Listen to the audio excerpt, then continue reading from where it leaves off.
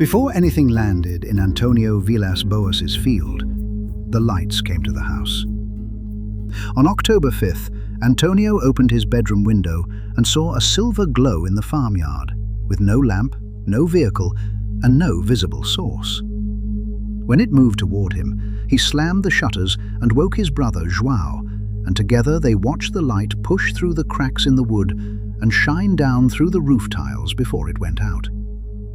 9 nights later, it came back in the field. Antônio walked toward the red glow, and the glow moved away. He tried again, and it moved again, repeating the pattern until the thing finally shot rays in several directions and vanished as if switched off. That should have kept him out of the field the next night, but farms do not stop needing work just because the sky starts acting wrong. So, on October 15th, Antônio went back out alone. The first 2 nights looked like sightings. The third one behaved like an appointment. A little after 1 in the morning,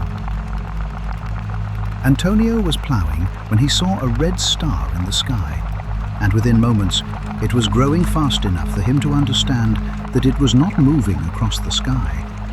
It was coming down. The red light became an elongated, egg-shaped craft. It stopped over his tractor and flooded the field with pale red light, bright enough to turn night into a false kind of day, then moved ahead of him and landed. 3 metal legs extended beneath it. A shallow dome spun on top, shifting from red toward green as the craft settled. At the rear, a door opened like a drawbridge, and a flexible ladder dropped from it. Antônio tried the tractor, but the engine died and the headlights failed. The machine that should have carried him away became useless beneath him, so he jumped down and ran. The soil was soft, and his boots dragged through it. A short figure came after him, dressed in a tight grey suit and helmet, with small blue eyes visible through round openings. Tubes ran from the helmet into the suit. It made sounds like barks or yelps. Antônio fought it off, but more figures came. They lifted him by the arms and legs while he shouted in Portuguese, and each time he yelled, they seemed to pause and look at his face, as if human speech was only another strange noise coming from the animal they had caught. They carried him up the ladder and took him inside. The red star had not come to be seen. It had come to collect. The first room was small, square, and metallic. When the door closed behind him, its outline disappeared into the wall, leaving no visible way back out. The beings took Antônio into a larger room with polished metal walls, a central column, and a white metal table surrounded by stool-like chairs. 5 beings were there now. They barked and yelped to each other, then stopped and began removing his clothes. They stripped him, then coated his body with a thick, clear liquid using a soft, wet object. It dried quickly. It was not oily. Antônio did not know what it was. Next, they led him through a doorway marked by red, luminous symbols that seemed to hover slightly in front of the frame. He stared long enough to remember them. In the next room, 2 beings entered with thick red tubes. Each tube had a glass vessel on one end and a cup-like device on the other. They pressed the cups to both sides of his chin, and the vessels filled with dark fluid. Blood, according to Antônio. The marks on his chin itched and burned. They would still be visible months later. Then he was left alone in a room with a strange grey couch. Metallic rods in the walls began releasing grey smoke. The smell reminded him of burning painted cloth, and the smoke made him violently nauseous. He vomited in the corner. By then, the sequence was clear enough. His clothes removed, his body washed, his chin marked, his blood taken, and his lungs filled with smoke. Whatever came next, they had already prepared him for it. The frightening part was not that they had taken him. The frightening part was that they were getting him ready. After the smoke, Antonio waited. Then the door opened and a woman entered. She was not dressed like the others. No helmet, no grey suit, no tubes, no gloves. Antonio described her as pale-skinned and human-like, but strange in the details. Platinum blonde hair curling inward at the ends, large blue slanted eyes, high cheekbones, a pointed chin, long narrow hands, and blood-red body hair. That detail stayed with the case. She approached and embraced him. Antonio said he became intensely aroused and later wondered whether the liquid applied to his body had affected him. But this was not romance. She did not kiss him. Her mouth went to the same place the instruments had gone. When it was over, one of the suited beings called to her from the doorway. Before leaving, she turned back to Antonio and pointed to her belly, then to him, then upward toward the sky. Antonio feared she meant he would be taken there too. Dr. Fontes later suggested she may have meant she would bear his child somewhere else.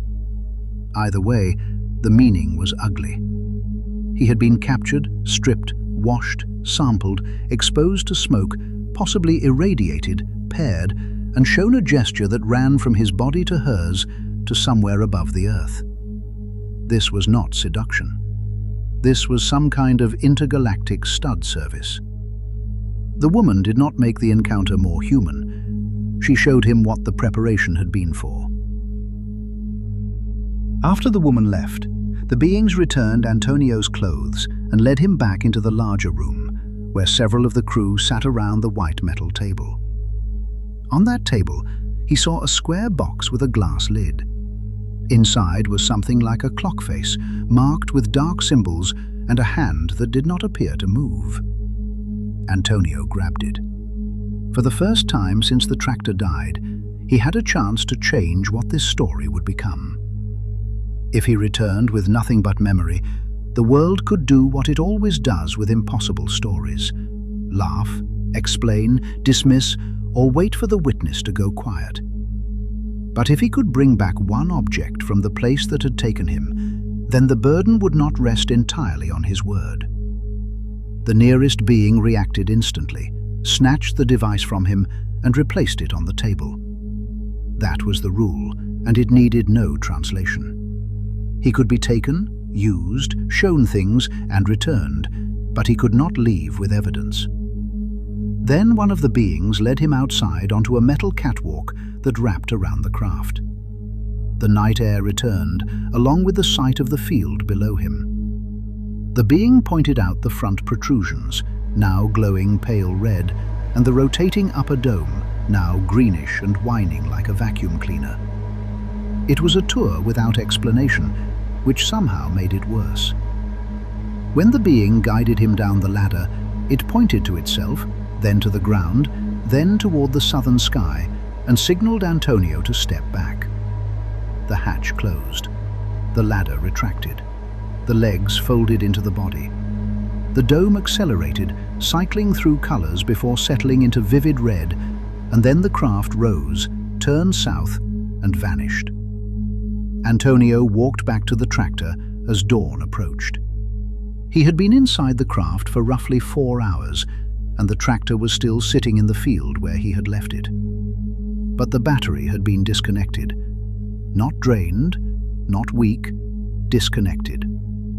He had been returned to the field, but the field was no longer proof that the world was normal. Antonio went home weak, nauseated, and exhausted. The craft was gone, but the encounter had moved into his body. He slept heavily that first day. Afterward, dreams replayed the event and shocked him awake. He had headaches, nausea, loss of appetite, burning eyes, and weeks of sudden daytime sleepiness. Then the marks began. The dark places on his chin kept itching and burning. After he bumped his forearm, the bruise bled, became irritated, and healed into a purple patch that stayed for months. Similar wounds appeared on his arms and legs without obvious cause. Pale yellow spots appeared beside his nose. The day after the abduction, he returned to the landing site and found 3 indentations in the soil where he said the craft's legs had stood. He measured them and used the distances to estimate the object's size. In November, he wrote to journalist João Martins after reading an article in O Cruzeiro asking for UFO reports.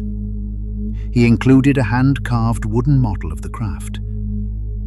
In February 1958, 4 months after the night in the field, Antônio traveled to Rio de Janeiro to meet Martins and Dr. Olavo Teixeira Fontes. They questioned him for more than 4 hours. Fontes examined the marks on his body and later judged the symptoms consistent with radiation exposure, though it was too late for blood tests that could confirm it. If Fontes was right, the radiation may not have been an accident. It may have been part of the prep. Martins did not publish the story. It was too strange, and there was not enough proof. Antônio did not push for fame. He essentially said that if they did not need him anymore, he would go home. So he went home. The case waited for years before the world had a category strange enough to hold it. The story was not rejected because nothing had happened. It was rejected because what he said had happened did not yet have a name. Antônio Villas-Boas drove into the field that night as a farmer. By dawn, according to his account, he had been chased, stripped, sampled, cleaned out, paired, and returned. Not as a messenger, not as a guest, and not as a lover. More like breeding stock with a tractor. The doctor saw the marks. The case sat in a drawer until the world invented a category strange enough to hold it. And the woman's gesture remained exactly where she left it. Belly, him, sky. Maybe she meant something of his was leaving with her. Maybe she meant he was lucky she wasn't taking the rest. Either way, the farmer went out to work the field and came back from some kind of intergalactic stud service. And this is a close encounter.